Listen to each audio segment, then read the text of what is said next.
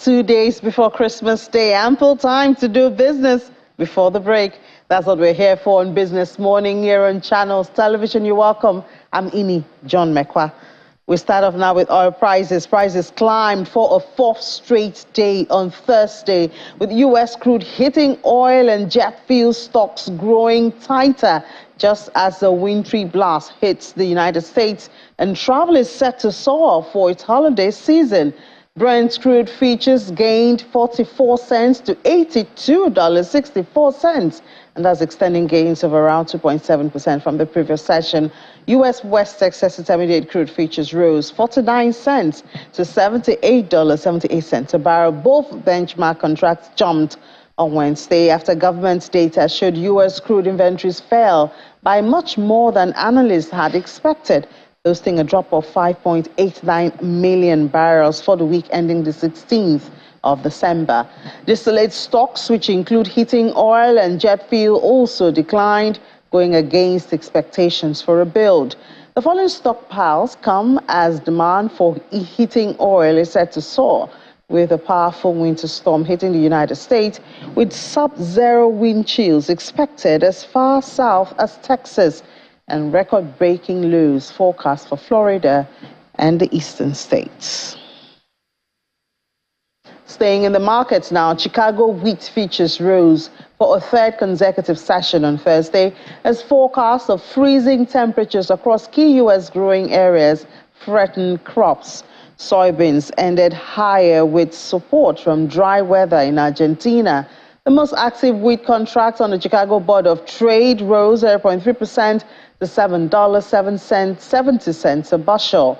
Soybeans added 0.2% to $14.83 half for a quarter of a bushel, and corn rose a quarter a cent to $6.62 for half a bushel. Hard red winter wheat crop in the United States plains, as well as soft red wheat east of the Mississippi River, could face winter kill as temperatures are forecast to drop further by tomorrow. For soybeans, extended forecast for Argentina, which is the world's leading exporter of soybean products, show a return to dry conditions, which could further delay planting and erode yields.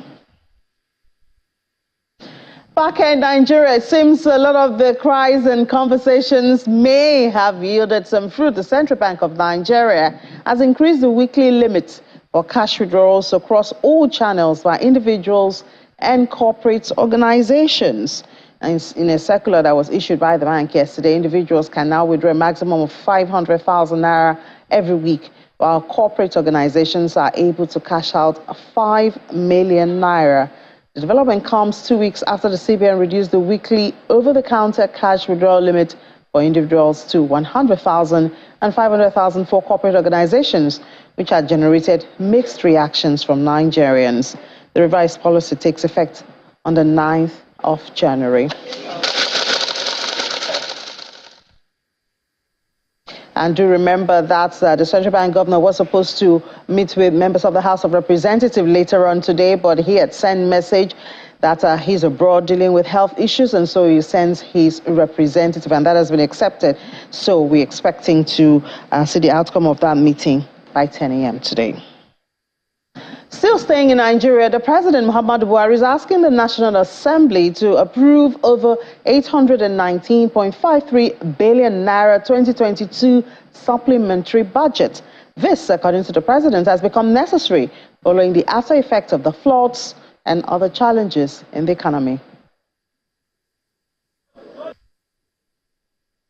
The year 2022 has witnessed the worst flood incidents in recent history, which has caused massive destruction of farmlands at a point already close to harvest season.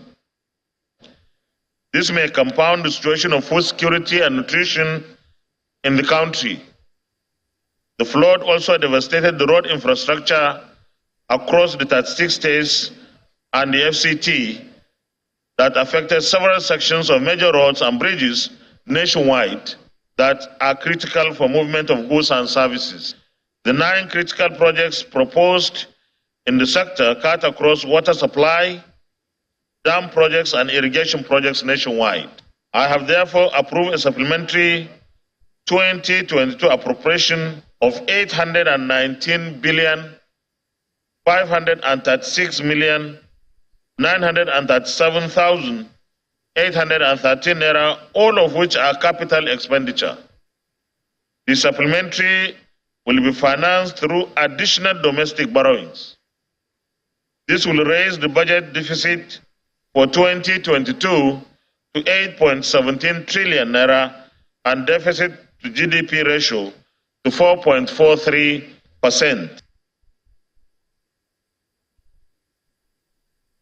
Well, let's drill in on that, especially because later on today, the 2023 budget is expected to be passed by the National Assembly. But first of all, let's have Professor Bongo Adi, economist with Lagos Business School, joining us virtually now from Lagos to talk about the supplementary budget and expectations, especially implementation of budgets in Nigeria. Good morning, Prof. Thank you so much for your time.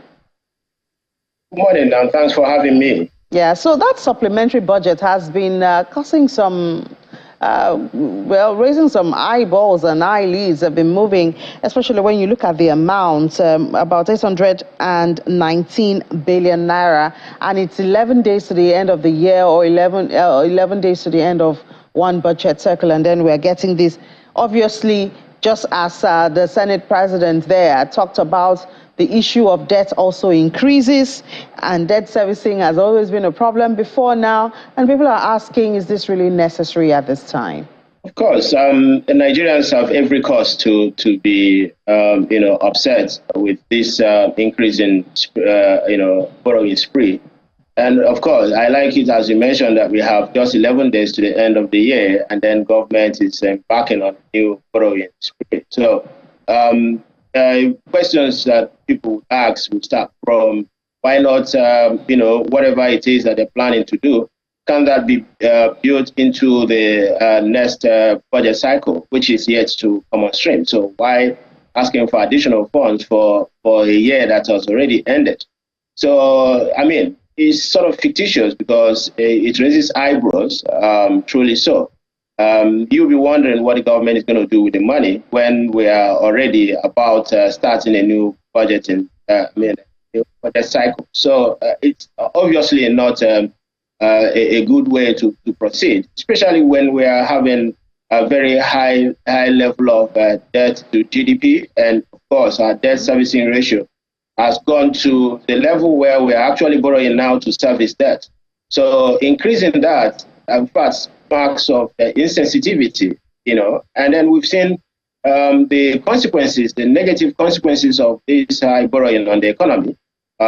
Inflation is not, of course, is directly related to the high debt we are carrying. And then when you have that level of debt, there is no way to expect that your fiscal condition will ever improve and that inflation will go down. So everything that the CBN is doing will amount to just empty threats, and then CBN's policies have become a toothless bulldog when it comes to really restoring stability to the macroeconomic environment. Because when you are carrying such high level of debt, you are actually setting your government up for a potential default, as we have seen in the case of Ghana. Ghana is defaulting on all these external obligations currently, and that means by next year, it's no longer possible for Ghana to actually participate in the international financial market, cannot borrow money anymore. Then, of course, that's a complete loss of investor confidence. We will not want to allow ourselves to get into such a situation, especially when we are at the cusp of a new election. So whatever has happened, yes, we sympathize, commiserate with the people who've been affected negatively by the flooding, that this new almost $1 trillion naira budget, supplement is supposed to serve. But since it has happened since August, we also noticed that the response of the government has been very slow. Okay, so we're already at the end of the year, and now this is the time for government to remember them. And then if you go through the budget, you will also know that dams and irrigation and all those flood erosion control have been part of the budget that has been executed in the past few years. So we do not have a way to monitor, supervise what has been achieved in the budget to know what else we need. So when we do not have such an evidence-based budgeting process, keep repeating this sort of mediocrity and failure, and it's a very sad one. So, from your perspective, what would have been an alternative, for the government to deal with? Because, I mean, if it's a government and then they have seen this level of devastation and, after effect of the flood on the citizenry, then they should do something about it. What would have been an alternative line of action? I've heard one of the presidential candidates speaks about what he would do, when it comes to such national emergencies. So we would have expected the government to increase the capacity of the national emergency, response team, that unit, the department of government that is, responsible for such situations. We would have seen their capacity enhanced over the years. So if they have the capacity to respond to this sort of emergencies, we will not be in this situation. At least there will be a line of first aid for the victims of such natural disasters. So we have departments that are supposed to respond to that. They do not respond because that is the necessary palliative that the citizens who are victims of environmental and climate change disasters need to confront. And then, of course, we will also be talking about climate response funds all over the years. So the question is, what has happened to all of this? What did government do in the past to strengthen all those departments responsible for responding to such emergent situations? So yes, we should have had a strengthened capacity to respond to such situations, not waiting until after the fact. Of course, by then the deed has been done, lives have been lost, property been destroyed, and now what are we actually going to rescue? Are we going to build dam 11 days to the end of the year? Are we going to build all those erosion control systems just a few days to the end of the year? Of course, that is not. It's a long-term capital project. Is long-term and it's capital intensive. And then I'm asking also, should government be doing that? Because they've been doing this over the years. We've been getting the same result. Why should government be directly procuring such things? Why can't we open it up to the market? Allow more expertise coming from the private sector to look into it and to do it properly. So I mean, there are so many things that could have been done. There are so many approaches to restoring the situation. All right. So as it is now, it doesn't look like there's much the citizens can do. I guess all we can do is talk about it. The president has sent the supplementary budget to the National Assembly, and if we're going to judge by, I don't think we have to give up and then say there's nothing we can do. We need to ask questions. Should be talking, and I think our talking and engagement, our agitation, actually should get the government to to think right, especially when it concerns issues that are of critical importance to the citizens. I mean, who is not being affected by the high level of inflation that we have every day? See the suffering that people are encountering, people are going through, the misery everywhere in Nigeria today as a result of government's misdeed over the past few years. We've had this rising debt profile, which I know is directly responsible for the high inflation rate, not actually by what the CBN has done or not done. So when you have such high level of debt, you borrow so highly. Okay, so that reduces your ability to raise further funds and raises your interest rates and your debt service rate. And with that, your exchange rates will definitely dissipate. And then what is the consequence of that, which is high, inflation? So we need to link all of this together to understand what government is doing to us. Because if we don't have that robust understanding, we will not know what government is actually doing. So borrowing additional 1 trillion naira is huge. And then coming at the end of the year, at the end of the budget cycle, surely you and I should be asking, what is government actually trying to do? Are they sure that they're going to put this? I mean, what is the tendering process like? How long does it take, to conclude, the contracting segment of this sort of project? It will not take less than 6 months before you can select the contractors for them. So by then, this government would have gone. So you'll now be asking what happened to that 1 trillion naira. So I'm thinking that they are looking for money for the election. So, but this is not a clean way to go about it. And then I think citizens need to speak about it. We do not want this irresponsibility and the lack of concern for ordinary citizens who are going through untold hardship at this material point in time. All right. Another thing, Professor Adi, is the budget, the 2023 budget is supposed to go in for passage today. But people are also asking, we see the budget, we see 20.51 trillion, we see this allocated to this, but how impactful has our budget have been and the implementation of it? At the end of the day, I think we will normally have Minister of Finance come and tell us there'll be 80% implementation, 85%. But are the people really feeling even that degree? When the finance minister or people from the budget office talk about implementation rate, nobody actually queries them. You wouldn't need to ask them, okay, what data? Okay, what is the evidence base that supports that implementation rate that I keep reporting?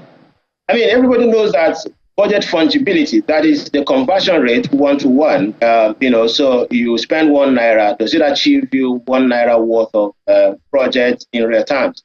Now, you can only say that, or you can only have some kind of valid evidence on that if you have a very strong monitoring and evaluation team. Earlier, you were showing the president inaugurating the monitoring and evaluation, whatever, at the presidency.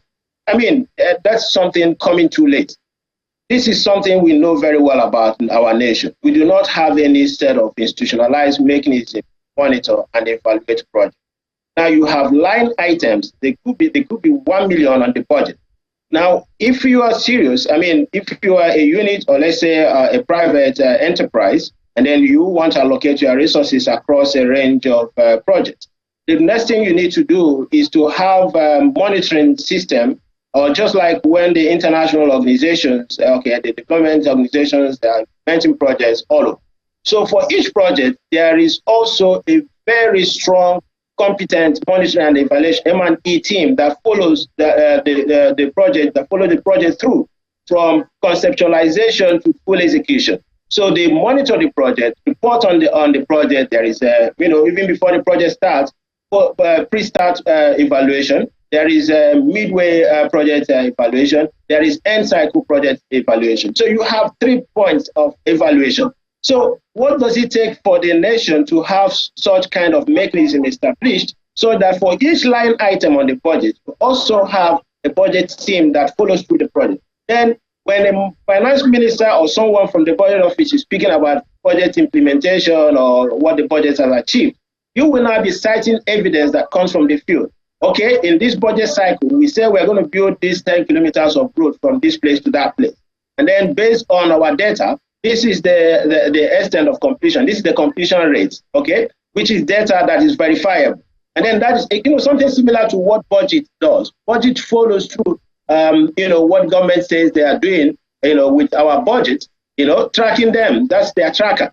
So can we have some kind of system established, even with active participation of private and non-governmental organizations like budget? It is very easy to monitor budget and very easy to report on implementation of budget. Right now, what we have is just this pile up of money on the same line items over and over again in different years. There is no way to monitor because there's no institutionalized mechanism to monitor and evaluate on projects. And that is why we keep running around in cycles. The budget doesn't deliver anything. So if anybody tells you that the budget has delivered 20% or 30%, please ask what is the evidence base. Show us the data. Yes, that is why we had that launch yesterday of IMARC, where the presidency have said that it's going to be used to, the people can use it to monitor the level of development of projects, government projects. And we do hope that the website is activated and stays active for Nigerians to be able to follow up on that. That cannot work. It doesn't work. You cannot leave that as voluntary compliance by citizens. You need to have a rigorously instituted and actually paid for services. So you need to procure the services of some monitoring agency. If you like, you institute it within the government system with active participation of Nigeria Economic Summit Group, the private sector groups. They are there. They can have an institutionalized, very strong mechanism to monitor our budget. All right, This thing on voluntary compliance, it will never work. Thank you. All right. Professor Bongo Aji, thank you so much. Economist with Lagos Business School. Thank you so much for your time this morning. Thank you very much. Well, we move on to something close to that. When you talk about economy or the development or growth, economic activities, you cannot run away from the issue of electricity supply. This is one thing that politicians are campaigning with at this time. They've been campaigning with it for years. During the scorecard presentation of the PMB administration, we're told that megawatts of electricity supply available now is about 8,000 megawatts. Well, I don't know about that, but we do have Mr. Roman Osegale, a business consultant with Momas Group. Good morning. He's in the electricity sector. And tell us, so the scorecard said that electricity supply has gone up to 8,000. I know we used to have about 4,000 before now, but the scorecard, a lot of people were surprised. I was surprised when we saw 8,000 given as a scorecard megawatts. Please tell us, you are in the industry. Well, yeah, thank you for having me. I think it's basically not the consumption we should be looking at. We should be looking at the generation, right? I read some data out here, right? As at 13th of this month, Nigeria raised its electricity generating capacity to 22,000 megawatts. That was announced from 18,000 in February 2022. That's an addition of 4,000 megawatts, but the country is only able to distribute 8,000 megawatts, right? That's 14,000 megawatts short. That's just sitting there. Sitting or wasted? Yeah, well, we can say being wasted. I'm asking that to know if it's sitting, that means we can still get our acts together and tap into it. If it's wasted, we cannot access it. It's sitting there because it's not being used. And the reason why it's not being used is because the discos that are supposed to distribute lack the proper infrastructure to interface between generation and distribution. So that's basically the problem. But we've had some policies, that are supposed to aid that. Metering, for instance, we're supposed to have maps, yes. That is supposed to ensure that Nigerians get meters, in fact, get it for free and pay for it in bits over time and all of that. So what's going on? But you see, let me start out by saying the discos are also burdened, to be very honest, right? If you look at the data that is coming out, Nigeria has the highest ATC and C in the world. That's aggregate technical, commercial, and collection losses in the world. Now, almost 85 million Nigerians are not connected to the grid, but they have lights. They use electricity. Each disco loses about 3 billion naira monthly. Times that by 11 discos, and it will give you how much? That's about 33 billion naira monthly. If those funds are able to be collected through these mass metering programs, right?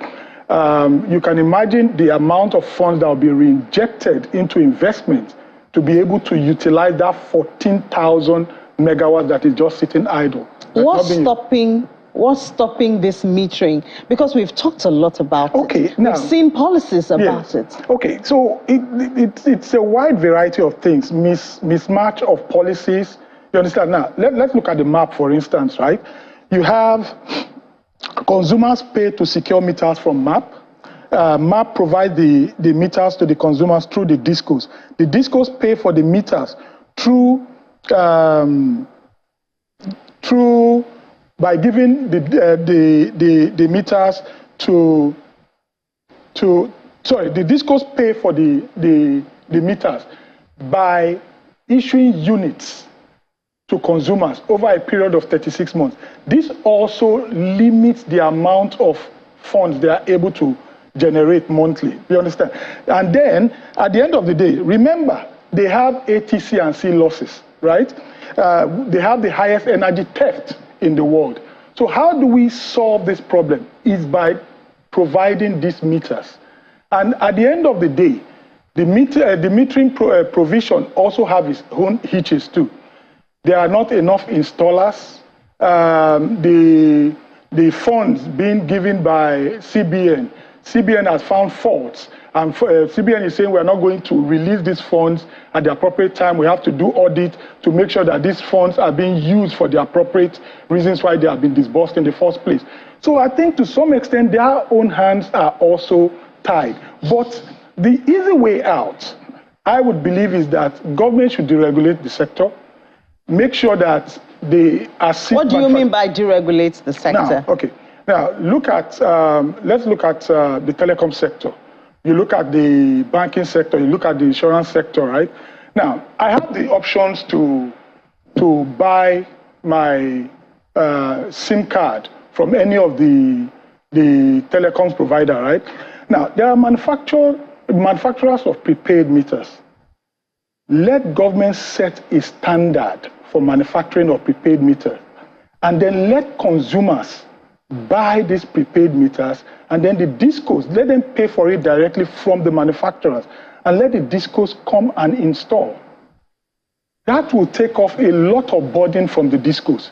And then the funds which they are able to realize, they can re-inject into tapping these 14,000 megawatts of electricity. Yeah, but I know the discos are not very comfortable with that because of the issue of standardization. Also, a lot of the meters are still being imported, in spite of the fact that MAP sets a level that is supposed to be imported and the others are supposed to be acquired locally. Okay. Now, those that are supposed to be, I consult for a company that manufactures prepaid meters, right? Now, you also need to look at, are they able to compete with those that are being imported? Now, there's a company that generates electricity by burning diesel, and their average cost per month is about 23, 24 million naira. So how are they able to compete? So government also needs to look at the fact that these people are burdened, the manufacturers are burdened, right? And they cannot meet up because of the financial burden on them. They also need to also look at a way where they can subsidize manufacturing, because it also creates jobs for the local, for the local economy. Industry, yeah. And then you also talked about the issue of skills. You mentioned that earlier, the human resources needed for this installation and running of the meters. Okay. I mean, that shouldn't be a problem in a country where you have about 40% unemployment. Okay. You have majority of those youths, you know, who can be engaged. In 2018, one of the local meter manufacturers, Momas Group, set up Momas Metering School. And that was because they saw a huge deficit in the prepaid metering sector of the economy. Now, one of the reasons why the deficits were there was because there was no meters. And then they also found out that when the meters are available, there are not enough installers. So they set up Momas Metering School. Now, to date, it has graduated almost 1,000 students, right? Now, but the major thing is this. When we looked at data, and we compared data in 2018 or 2019, we had 6,000 metering deficit. 2019 and 2020, government was only able to install about 252,000 or 253,000. We brought the average to about 262,000 meters nationwide, right, that were installed annually. Now, what we now calculated was mind-boggling. Now, if we go by that rate, it would take about 23 years to install 6 million metering deficits. Now, but where will Nigeria be in the next 23 years? What can we do now? Because we're running out of time. Okay. What can we do now? Because it sounds really complicated, from talking about the issue that, oh, you have about 18,000 megawatts being generated, but sitting down somewhere, to the issue of discos and losses, to the issue of metering and getting skills. Yeah, what we can do now is that government should, first of all, also support the local manufacturing industry. Let them scale them up, right? They need funds. They need to also be subsidized. Second, we also need to scale up the skill acquisition for meter installers, like what Momas Metering Group is doing right now. And if we are able to do that, maybe replicate what Momas is doing in Lagos in the 6 geopolitical zones of the country, that will also help. All right, Mr. Roman Osagale, a business consultant, thank you so much for joining us this morning. And we do hope this issue of power generation and distribution will be solved one day. Thank you. Let's take a break now. When we come back, we do have more conversations here in Business Morning on Channels Television.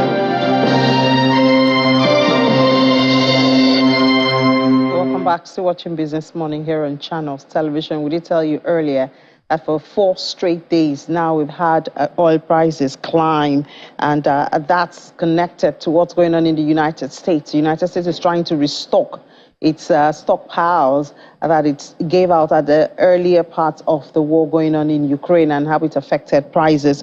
To help us understand how it will affect us here, especially since we're talking about the budget, funding of the budget is directly connected to our revenue from oil.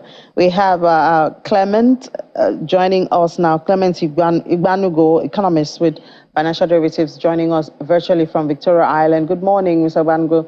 Thank you so much for your time this morning. It doesn't look like we can run away from this oil conversation so much, especially when we're talking about our budget, because that's is how we are going to fund it. And then we are talking about debt restructuring, we're talking about debt to revenue ratio and all. Yeah, sure. Thank you, Ini, and very good morning. Our budget is benchmarked on oil revenue. And so it's an oil-dependent economy in terms of revenue generation, in terms of export, in terms of foreign exchange. When you look at the GDP, the contribution to GDP, you may say, oil may not be contributing so massively, but in terms of revenue and export, it's all dependent on oil. So whatever that happens to oil price in the global market will affect us. It's a good thing that oil price has been rallying as a result of a combination of factors. One is the confidence, the optimism with China, given the fact that the indication is showing that it will still remain committed to opening up its economy. And if there are no obstacles to that policy trust, it means that there's going to be more demand for oil. And also what we are seeing in the US, of course, you also do know that if US stock is false, as we've seen in the past few days, it means that the oil market is bullish. There's a higher demand for oil, and that is actually upticking the price. And for Nigeria, thank God, the last oil production statistics we have is showing that Nigeria oil production is rising now to about 1.16 million barrels per day. That is good for revenue. That is good for foreign exchange if we can actually plug into all of this. So we expect that oil production will increase much more with the intervention that government is putting on ground. And with this, we expect that there will be increase in foreign exchange. Remember that the CBN of late has actually been intervening much more than it did in the first half of the year in the forex market. So there is need for much more forex in order to ensure that exchange rates remain relatively stable. Over a week now, exchange rate has been hovering between 743 to 749. And I think if it continues this way, that will be much better than what we had at the beginning of the year. So it's good news for Nigeria. Yeah, good thing for Nigeria, but we can hardly say the same thing for Ghana. We know that it seems Ghana has been bitten by something that is supposed to be a blessing. As some people ask the question, has oil become shown itself as a blessing or a curse to Ghana? We see that the growth has slowed to 2.9%. And it seems the history of this started from the discovery of oil. So many loans, too many aids, too many financial commitments because of the anticipation of oil windfall. Yeah, sure. Ghana became an oil exporting country, I think 2010, with about 60,000 barrels per day. Today, Ghana is already around 185, 200,000 barrels a day. But then, like you said, Ghana had his own share of the trouble when he started taking a cheap loans. In 2012, that's 10 years ago, Ghana loan debt was around the $19 billion. Today, Ghana's debt is about $55 billion. That means Ghana has been able to move from about 47% of GDP as its debt to now close to 80% of the GDP.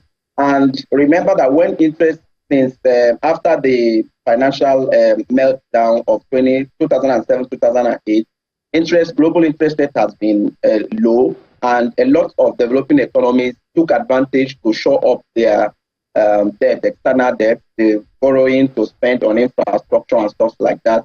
But then the thing is, one thing is to borrow, but another thing is to ensure that it's well invested so that you'll be able to pay itself back. So Ghana entered debt overhang.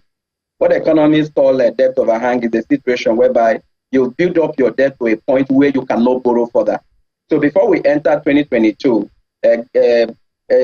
several rating agencies have started downgrading Ghana, and investors began to run out of Ghana. As we speak, Ghana has negative net capital flow of about $1.28 billion.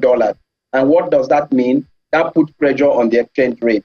And that's why you saw Ghana exchange rate crash from about 6 cedis to $1 to 14.5 cedis to $1 before, after the IMF staff level agreement, its sentiment improved, and then it appreciated down to about 9 cedis per dollar. So, but the problem we're having in Ghana is good we take note of this, because it's similar to what we're having in Nigeria. Remember that since fourth quarter of 2020, Ghana began recovering.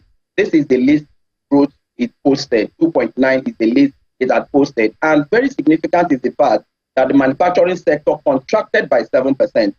Similar to what happened in Nigeria. The Q3 report of manufacturing sector contracted by 1.9%. Why?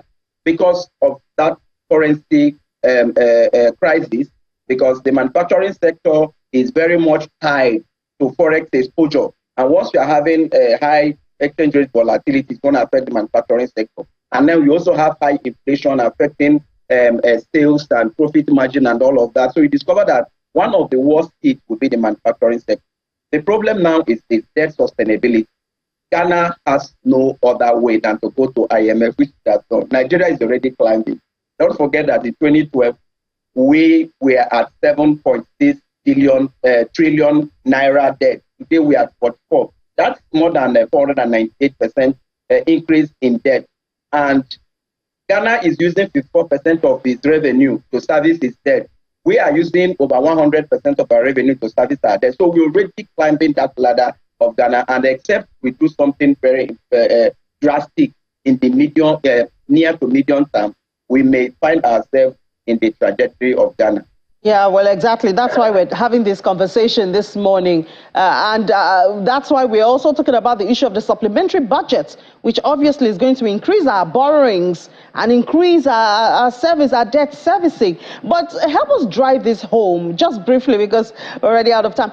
How will this, or let's say in Ghana's scenario now, how is it affecting individuals' daily living, daily spending? If it happens in Nigeria, how can it affect Nigerians as individuals? Thank you so much. When you have debt crisis, it's a very big drawback for the economy. First of all, is that government will be struggling to service its debt, or struggling to restructure and all of that. And then that shifts attention from spending on critical infrastructure, critical sectors. And that will, in the first instance, lead to reduction in government spending, which will also reduce the multiplier effect of fiscal expenditure on the economy. So you are going to have an output effect. Then on individuals, you are going to have decline. For example, let's look at what is happening currently. Part of what is driving our inflation is fiscal debt monetization.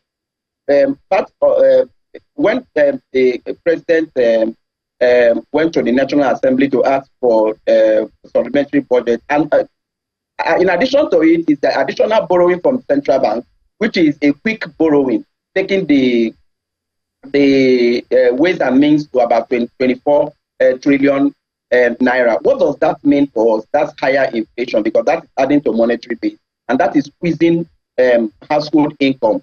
All right. One of the things that Ghana has done in an attempt to restructure their debt is to suspend payment of coupon. In fact, the entire 2023 is 0% payment on coupon. That is a reduction in earning of those who invested in those instruments. And so the loss of confidence in the economy itself, driving investors out of the economy, is one thing that will drag the economy down. So there are a whole lot of consequences for the economy, for individuals, for firms. But don't forget that why the Nigerian case is even more serious than Ghana is that while Ghana was borrowing in the past 10 years, it moved its economy from $41 billion economy to $78 billion economy.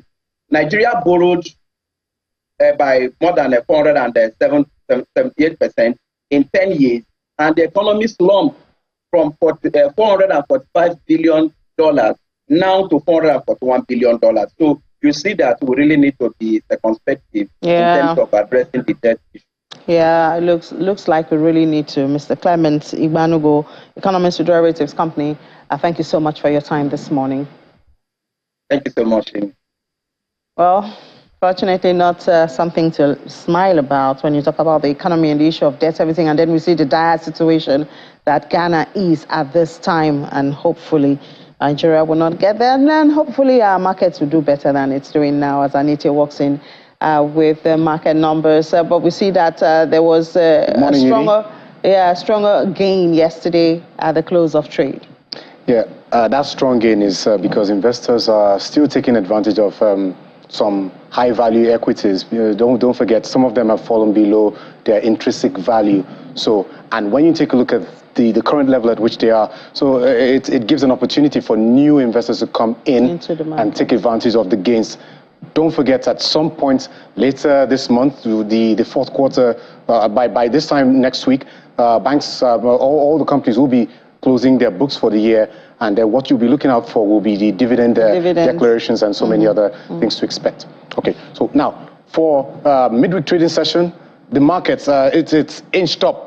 What you can see on the board there, which is about 0.12% gain on the all-share index, and at the same time, year to date, we are at 15.8%. So against the 1.22 basis points, we're back at the percentage gain, which is more than 0.10%. Now, for the value, more than 32 billion naira, and the current level of the market capitalization of the Nigerian equities market is slowly closing towards that 27 trillion naira level. Take a look at the sectoral performance. It's kind of a mixed picture there, but you had the gains, and this is driven by the likes of FBN Holdings as well as GTCO. Those are the top tier, among the top tier banks for the equities market, also for the oil and gas as well as the consumer goods sector. Now let's move over to the activity chart. Activity chart, slightly mixed picture, but mostly in the greens, more than 300% gain for the volume as well as the value, while that, in contrast to Tuesday session, the deals was down by 6.09%. So now let's switch our attention now to the fixed income market, where we'll be talking to Ramat Baba, the chief dealer fixed income at FBN Quest, to tell us more about the fixed income market. Thank you for joining us, Ramat. Good morning. Happy to be here, and compliment of the season. Yeah. So the fixed income market, it was more of a bullish sentiment across the bonds market, the bond segment of that market, the treasury bills market, while for the almost segment, average yield there had contracted by more than 315 basis points to about 6.9%. Now, what is driving that contraction for the other parts of the market I mentioned earlier? And then that's for Wednesday. And then what are we to expect for the close of Thursday's trading session? Liquidity, really, that's all that's driving the market. FAC was received into the system yesterday, so system liquidity is about 600 billion credit. A lot of banks and investors are just trying to clear out what they have to exhaust their liquidity. That's one, in a bit to avoid CRR debit. Also, as we go closer to the end of the year, people are trying to manage their books to tidy things up for the year end, really. And going into this week, we still expect to see pockets of demand coming in across all maturities within the covered on treasury bills and bonds. Okay, so now what are we to expect for the FX retail sales? Well, tomorrow will be the last trading day before the Christmas break, which financial markets will be closing for. So what are we to expect for the FX retail sales? We saw that the Naira, it had depreciated against the dollar at the investors and exporters windows. It depreciated by 0.8% to about 456 Naira 33 copper. So what are we to expect at tomorrow's FX retail sales activity? Okay, so at tomorrow's retail, we expect it to be business as usual, as CBN remains the supplier of dollars. So yes, it will depend on the prices people bid at, but ultimately the CBN is the seller here, so they are really the price giver in that market. Okay, thank you for that analysis, Ramat. And then, of course, as usual, we keep our eyes on all of those markets. That's Ramat Baba, Chief Dealer, Fixed Income at FBN Quest Merchant Bank Limited. So for I won't be giving you the picture for on the board, but I'll just mention it. For the NESD OTC market, it had gained about 0.06% earlier, but as at yesterday, it was down by 0.71%, and that's because of the profit taking, which was on some of the high-value securities there. So it lost about 6.6 million naira. Then in terms of the activity there, the activity was quite impressive, significant, more than 7,000, nearly 8,000% in contrast to what you had on Tuesday, while the value also nearly 1,000%. Now take a look at the deals, also in the green. Now these were the factors responsible for that pullback on that market. But of course, we will be expecting that the market will make some rebound at the close of today's trading session. So Ini, that's it for the market. Yeah, getting close to Christmas and not... don't know if we've seen the Santa rally. Santa rally, well, before Christmas, I don't see it. But I think instead of a Santa rally, we might see what they call a January bounce, which is just a couple of days into the new year. That's keeping it optimistic. Yeah, optimistic. Thank you so much, Aniti. We have Vladi coming in, taking over the baton. Vladi, oh no. What are we talking about? New Year bounce? No. I'm not saying any of that about crypto because, maybe for the you've crypto even market. gone down from 29 to 28. It's so lower. We're getting close to extreme fear again. It's more like the Grinch rally downward. Yeah, we call it that. It's still fear in this market, 28 points. Flip over to the market cap now. See that holding up the $808 billion, down 0.16%. We're seeing this level, this holding up to this 800 billion level. Remember, this market cap was much more than this earlier this year. Volume traded 23.66% down, and we see Bitcoin dominance trying to get to that 40% level again. Let's look at the price of Bitcoin this morning, $16,819, down 0.17%. If Bitcoin can try and get to that $17,200 level, then we might see some more upside. But we see some resistance at $16,900 at this point. Volume traded $14.05 billion. That's for Ethereum. Let's bring in Mary Maswa now to bring us up to speed. Hello, Mary. Great to have you. Hi, thank you for having me. Good morning. So it's all about FTX still. I guess he should be in the U.S. by now, at this time. And obviously we know that he has a lot to answer for.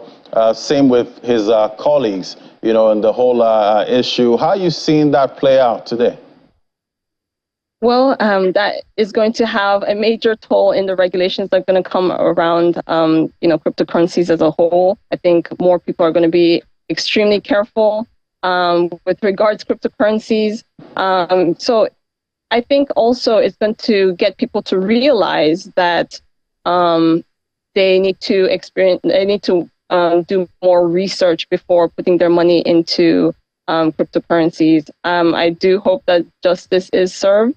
But people are getting scared. So I think that this would be a great opportunity for people to be more informed about cryptocurrencies and, of course, go with the cryptocurrency that shows the best fundamental. Right, I guess And that's why for me, the that's sentiment in the market is still fear, an extreme fear at this time. But what do you see, happening with regulation, going into 2023? I think we will start seeing some stiffer regulations coming up, especially in the area of due diligence. So there will be stricter measures regarding is this exchange who they say they are? Do they have everything all settled? So there will be a lot of regulatory things going on, and I think this will also drive more CBDCs to spring up in more countries. I know that a lot of countries are already working on releasing their CBDCs in the coming years. So that could be another dynamic that we'll start seeing. But regulations are going to be a lot stiffer. It could be a good thing, depending on how you look at it. But yes, that's one of the major things we will be looking forward to in 2023. Obviously, we're seeing Bitcoin is about over 10 years old, maybe about just a little over 10 years old at this time. And I want to ask you, is 2022 the worst year for Bitcoin? Well, it really depends on perspective, right? So if you're looking at it from the point of price, I mean, it was the bear market for everything, even stocks. So looking at Bitcoin based on price and saying that 2022 is the worst year, I don't think that is a proper way of looking at it, because during 2022 we started seeing great Bitcoin-based projects that were put out there to solve major problems that is going to literally revolutionize Africa and help Africa. Like in the just concluded Africa Bitcoin conference, Jack Mallers from Strike announced the partnership he had with BitNob, which now improves remittances from the US to African countries, which is a huge step. And it is something that will help improve Africa as a whole. Not long after, we had something similar with Coin Corner in the UK to help improve remittances to Africa from the UK. So could 2022 be the worst year for Bitcoin? I do not think so. If you look at the utility of Bitcoin and how Bitcoin has been able to solve these problems, major problems, remittances being one of them. And this is just the tip of the iceberg. During this year, Bitcoin has also solved a lot of social justice related problems as well. It has helped give a lot of people jobs and opportunities for the youth. So looking at it from the price, maybe people would have that misconception that this could be the worst year. But if you look at from the utility aspect and the benefit that it brought to the world as a whole, I think 2022 was a great year. I guess it depends if you're in it for the money or for the tech. Thank you so much, Mary Master, financial market analyst. Thank you. You're welcome. All right, now, so we see the top 5 gainers there. We see HNT topping that counter. The only double-digit gain we have this morning, up 33.80%. We see Ethereum Classic, one of the oldies there, up 5%. And Ton Coin, that's had a good, November. It's been rising since November into December, now up 4.72%, trading at $2.54. And we see Nexo, 65 cents, up 2.75%. Flip over to the losers counter there. We see XCNDS topping that counter, 1 cent, down 6.67%. And Lido down 5.13%. So it depends on where you're looking at this market from. It could be your worst year in crypto if you're looking at the price.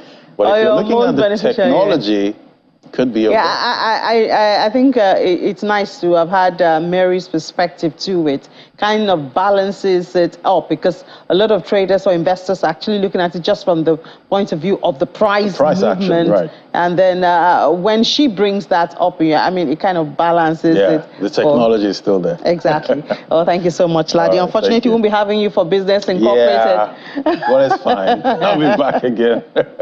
All right. Well, that's it for Business Morning, but I'll be back at 1:30 for Business Incorporated, and then I'll see you at 10 p.m. for Stock Market Report, and then I'll be back here tomorrow morning for Business Morning. It's just 2 days to Christmas. Have you done your shopping yet? You should have made enough money by now. I'm John McCoy. Enjoy it.